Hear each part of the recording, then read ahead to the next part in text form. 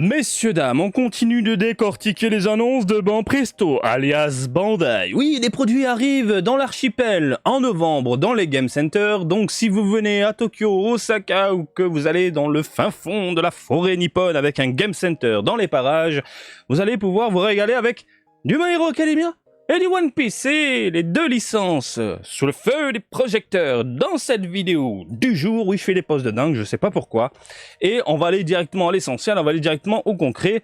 On va commencer avec My Hero Academia. On va passer directement au gros plan, ma gueule, allez bim. Voilà, du Evil vilain, du Dabi, l'ami des tout petits, quoique.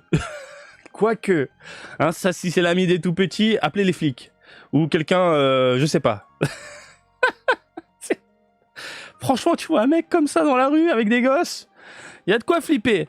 Bref, on a ici Evil Villain, Boku no Hero Academia. Eh bien, elle est incroyable cette figurine Game Center. Je sais pas ce que t'en penses. La modélisation est folle, la pose est terrible, on a du dynamisme, on a les vêtements déchirés, on a le visage qui se déchaîne. Magnifique. Les cheveux qui virevoltent un tout petit peu, mais malheureusement... Et j'espère que c'est juste un défaut pour cette figurine-là et non pas pour tous les produits hein, de la même gamme, tu m'as compris. On appelle ça des défauts d'usine. Regardez, les cheveux sont légèrement surélevés par rapport au crâne et ça fait un petit trou. Et c'est con, mais ça se voit dans une vitrine, ça fait un tout petit espace de merde. Donc à surveiller au niveau du produit définitif. En attendant, voilà, ça arrive en novembre, donc ils ont le temps de peaufiner tout ça. Il y a des choses intéressantes à savoir qu'on a beaucoup de maths sur les vêtements. Pourquoi je prends un accent allemand?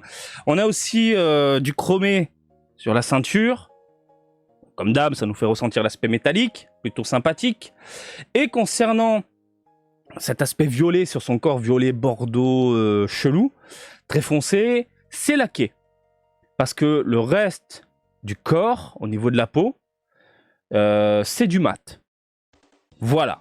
Bah, écoutez, c'est bien foutu. La gueule qu'il a, quoi. La bouche bien gigantesque comme ça avec les dents et tout. Je trouve ça plutôt bien réalisé. Très très fan. On continue. Bim. Alors celle-là, je sais pas ce que vous en pensez, mais je la trouve superbe. Amazing Heroes Plus. Les cheveux sont bien foutus. La pose est ultra dynamique. Par contre, j'ai l'impression qu'on va avoir droit à un tout petit produit. Elle a l'air minuscule, comme ça, de prime abord. Faut surveiller la taille quand Banpresto communiquera sur le sujet. Donc elle est plutôt jolie. J'aime beaucoup le côté transparent au niveau de sa visière de l'espace. Les sabres sont chromés, dans un ton rougeâtre. On a la moumoute qui est pas bien réalisé, je trouve. Hein. Ça a été fait limite avec une éponge. Et tiens, regarde, ça fait de la moumoute, c'est tout doux. Ça rend pas spécialement bien, je trouve. Mais pour le reste, les ailes, la pose, les pliures et compagnie, c'est bien foutu. Ça manque de nuances, j'ai l'impression, au niveau des couleurs. Alors que l'autre, incroyable. Faut surveiller tout de même cette figurine. On continue avec Amazing Heroes Plus de la Mimi, de la Dodo, de la Riaria, Midoriya. Voilà, incroyable. Elle est folle. Le visage, fantastique, vénère, typé comics. Les cheveux qui virevolent dans tous les sens, avec joli dégradé. Il joue avec les couleurs, en même temps, c'est propre au personnage, le fait d'avoir différentes teintes, hein, au niveau des pointes et compagnie. Superbe. Par contre, le reste de la figurine, bah, ça manque de peps au niveau des couleurs. Ça manque de nuances, ça manque de légèreté. Là, c'est... Allez, on te donne du vert, on te donne du orange, on te donne du rouge. C'est neutre, débrouille-toi. Non, nous, on veut des couleurs, on veut que ça pète, Maïté. Tu prends l'anguille et tu lui balances dessus à Midoriya, voilà, autour de lui. En parlant d'anguille, regarde, autour de lui, on a des éclairs. Ça me fait penser à des anguilles, cherche pas. Mais globalement, elle est violente. Elle est violente. Oh, les pompes légèrement laquées. Ils auraient dû faire un petit chromé plutôt, parce que voilà, tu ressens bien l'aspect un peu lourdingue des chaussures. Par contre, les lacets, on en parle des lacets là? C'est quoi ce chewing-gum dégueulasse? Non, franchement, elle est incroyable. Elle est incroyable, elle est vraiment très très belle. Bref, du côté de My Hero Academia, 3 figurines qui arrivent en novembre, il y a de quoi se faire plaisir. On enchaîne avec, pour beaucoup malheureusement, One Piece, c'est la vie pour certains et non pas pour moi. Tiens, c'est ça ta vie, là. Marty, t'es méchant, oui. Alors, c'est quoi? C'est Sauf V-Mates. Karu. Bah, c'est rigolo. Oui, c'est rigolo. C'était... c'est la même gamme, si je dis pas de conneries, que la Chopper qu'on avait vu la dernière fois. Et c'est le genre de produit plutôt mignon. Voilà, c'est le genre de produit plutôt mignon. D'un côté, tu mets un Chopper, puis de ce côté-là, tu mets Karu. Et puis, pourquoi ne pas mettre les mangas en plein milieu sur ton étagère? Je trouve que ça passe. Ça fait une petite décoration un peu cosy, légèrement colorée, dans l'esprit One Piece, avec des personnages mignons. Ça passe crème, mais vraiment crème. Donc voilà, t'as petit canari. C'est un canari, je le mange. Chien. Ça, c'est pas mal. Alors, du crocodile. Alors, j'ai l'impression que la figurine est toute petite. J'ai pas de taille, hein. J'ai rien, j'ai que dalle. Fait chier. Évidemment, il y a des choses qui me dérangent, comme l'aspect plastique sur le plastique noir. Mais vous le savez, Bandai utilise du matériel brut pour le rendu noir, malheureusement. Ça se voit. Donc il faudrait laquer un peu tout ça. Laquer, je suis fatigué. Utiliser la bombe, là, pour rendre ça mat. Voilà, pour avoir du bon mat. On a les chaussures qui sont laquées, par contre.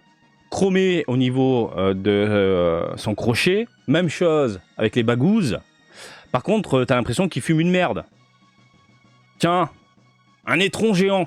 Ah, bien durci. Par contre, allez, j'arrête de faire le kéké.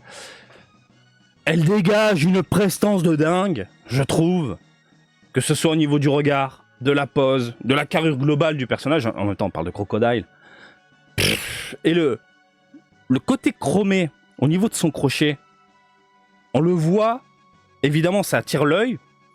Il y a ce contraste entre cet aspect brillant et puis le reste de la figurine dans un ton plutôt neutre. Ça passe crème. J'aime trop. Oh, il y a une figurine qui coûte une blinde aujourd'hui. Enfin, j'ai pas regardé les cotes, mais à une époque, elle coûtait cher. C'est quand il est sur son trône, là, son siège. Tellement classe. Bref, superbe. Le visage, franchement, j'ai rien à dire. Magnifique. Voilà, ce qui fait peur globalement et malheureusement, c'est au niveau du rendu, au niveau des textures, cet aspect plastique. On veut le meilleur, surtout pour un personnage comme ça, qui ressort malheureusement. On attend le produit définitif et puis on verra. Je vous en parlerai dans une autre vidéo lorsqu'elle sera exposée chez Gigot en novembre prochain. Oui, c'est loin. On continue avec de la volupté, de la tendresse, des câlins et des bisous. Alors, Grand Line Series Extra Boa Hancock. De la DXF.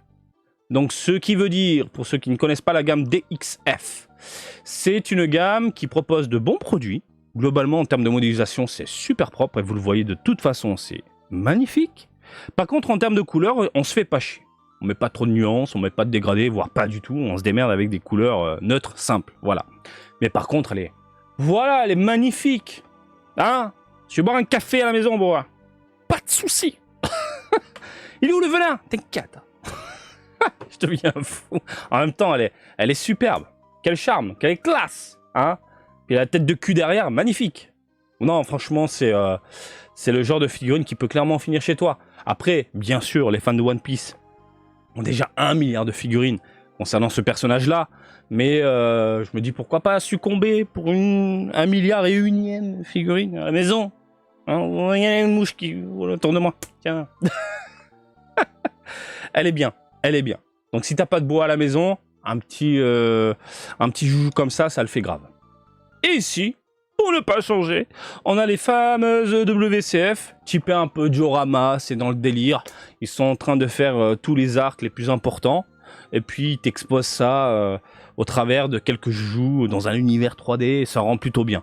Alors, par contre, la bouche de Luffy me fait un petit peu peur. Peut-être que l'image est trop prononcée au niveau des couleurs. J'ai l'impression qu'il n'y a pas de détails. T'as l'impression de voir un bloc blanc dégueulasse, alors on les voit à peine, hein, les dents. Voilà. On doit avoir les dents, normalement. Après, WCF, bon, valeur sûre. On est bien avec ce genre de figurine. On est vachement bien. Bah écoutez, je crois qu'on a fait le tour. Hein, pas mal. Mignon. Pas mal. Correct. Pas mal. Et ça à surveiller surtout au niveau de Loulou.